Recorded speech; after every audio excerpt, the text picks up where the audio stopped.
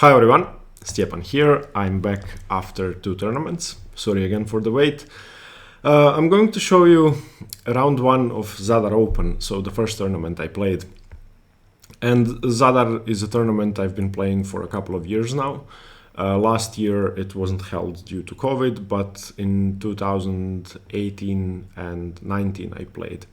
Okay, so in round 1, I, with my current rating, either get paired against one of the top boards or one of the lowest boards. In Zadar, I got paired against a low-rated opponent, and I would just like to say that during the tournament, after the game, and in the other tournament I played as well, which finished a day ago, I got to meet my opponent in this game, and I got to meet his dad. And Ivano, the kid I'm playing, he's only 8 years old. He will soon be 9 years old, and he is going to be a great player someday. And if he continues training, and he loves chess, he's going to be a grandmaster, no doubt about it. He knows a lot already, and as you're going to see from this game, he is a very good player already. So when you get paired against someone rated 1300 who is 8 years old, you don't really expect to play a very serious game. But watch what happened. Okay, so I opened with pawn to d4, and he plays d5. I played the London system. He played bishop f5, and after e3, black plays e6. This is the normal setup, and now white can play in basically 2 different ways. White could either delay c4, or white could play c4 straight away. If you play knight f3 here, then you may have an equal position after c5, c3, and the queen comes out to b6. You don't get to play bishop d3, so I'm not a big fan of those lines. So usually I do play c4, and I played it in this game as well.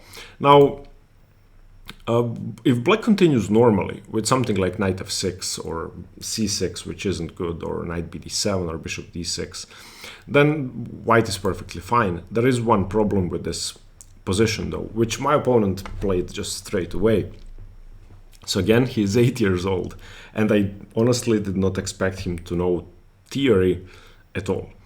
He took on b1 immediately, and I was prepared for this, of course, but it's not a pleasant line to play against, in my opinion, if someone is well prepared. So the main move here is queen takes b1, and after queen takes b1, the whole idea of giving up the bishop is you get to play bishop b4, misplacing white's king. So I've prepared a variation for this or against this, just in case if it happens, and I prepared queen a4 check. And this is a tricky move against which you have to know what to do. The best way to play is knight to d7 according to the engines. My opponent played pawn to c6, which is very understandable. I have to say that one tricky line, if you want to punish queen a4, is to go knight c6, and this basically allows you to play bishop b4 check, regardless of queen a4. So after rook takes b1, bishop b4 check still misplaces the king, and after this dc4, bishop c4, etc., a6, and so on and so on. But my opponent didn't want to do that. There's a downside, of course. You are playing with a knight on c6, and that's never pleasant. You want to either be able to defend your center with c6, or you want to be able to break white's center with c5. Playing knight c6 makes both of those things impossible for the moment. So c6 makes a lot of sense. However, after rook takes b1, white has a clear advantage. Not according to the engine thinks this is equal, but white has a clear advantage nonetheless. Why is that? Well, the advantage is twofold. Firstly, I have the bishop pair, and my light squared bishop is going to be a very important piece in this game, as you're going to see. It was actually the decisive piece in this game. And once this happens, you have to start utilizing your light squared advantage straight away. The other thing is white has a natural minority attack after CD and ED. It's very easy to play b4, b5. Since the rook is already on b1 and the queen is already on a4, it's almost impossible for black to prevent it. Let's see what happened. He played bishop d6. I took, There's really no reason to play bishop g3 in this position. It's not a normal London. You're never really getting a kingside attack. And honestly, I don't need my dark squared bishop. With my pawn structure, I would much prefer to get rid of it, because all of black's pawns are on light squares. And that means that this is black's good bishop, or it's his only bishop, but black's bishop is more useful than mine, because black has dark squared weaknesses to defend, and I don't. Okay, so bishop takes, queen takes, knight f3 normal, knight d7, and here I decided to take on d5. If cd5 is played, then knight e5 immediately lands black in a world of trouble. For example, something like this. And here black would have to play a6, and I could continue bishop b5 anyway because the pawn is pinned. And basically after knight f6 and knight takes, you can see that this really isn't pleasant. Castling isn't possible, but black would have to continue with something like rook d8, at which point I could decide to exchange everything off and go into a slightly better endgame. Not that I would have exchanged everything off, but I'm just saying that c takes is really not a good idea. So he took e takes. And now, of course, this plan comes to mind. So a minority attack. I played bishop d3 first, he played knight f6, I castled, he castled. And this is the first decisive point in the game, or the first critical position. So the most obvious way to continue is b4. And I had one issue with it, and I was too weak to calculate all the consequences.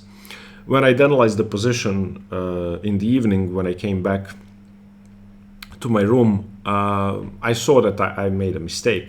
I continued queen c2. And queen c2 is a cowardly move, which improves my queen, but doesn't start the attack straight away.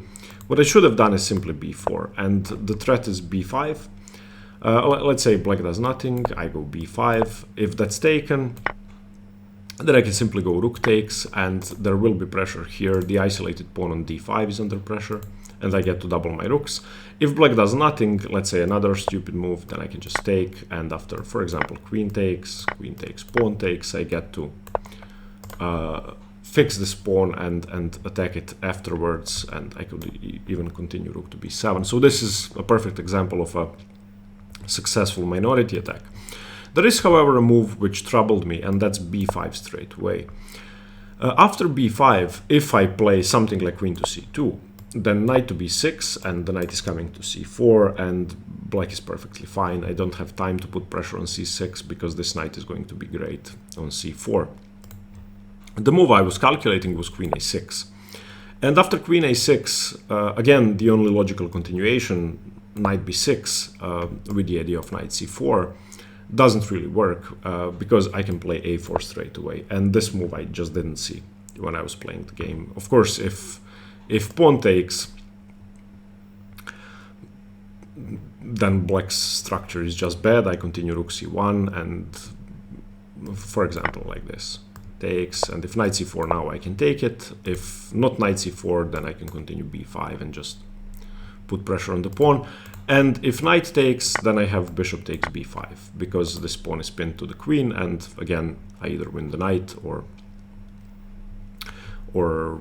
he has to compromise with knight c3, but after knight c3, I attack the rook while he is attacking mine, so queen c6 will actually work here, and after queen c6, bishop c6, this position is simply good for white.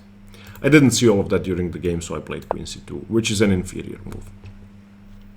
And here's the surprising point. So what does black do here? Black should be slightly worse, because the only thing he's fighting for is the e4 square, which I'm covering twice. So any additional control over e5 would be basically nullified with the move knight d2, after which I could still continue b4, b5.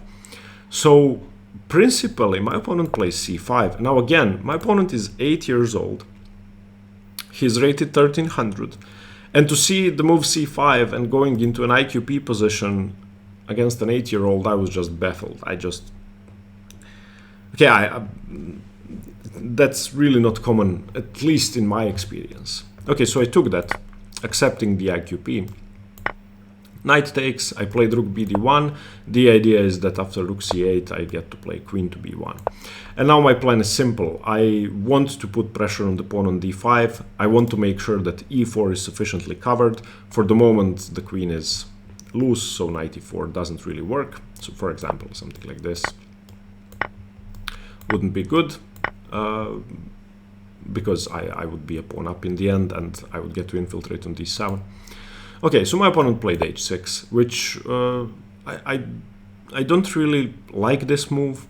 And the reason is that it makes g7 and g6 weaker, g6 in particular. So g6 will be hard to play. And my bishop can come out to f5, which I did straight away. So after bishop f5, he again has to compromise. This rook really wants to stay on the c file, so he played rook c7.